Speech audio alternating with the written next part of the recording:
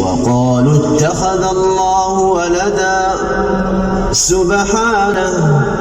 بل له ما في السماوات والأرض كل له قانتون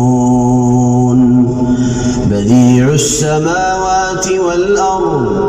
وإذا قضى أمرا فإنما يقول له كن فيكون وقال الذين لا يعلمون لولا يكلمنا الله أو تأتينا آية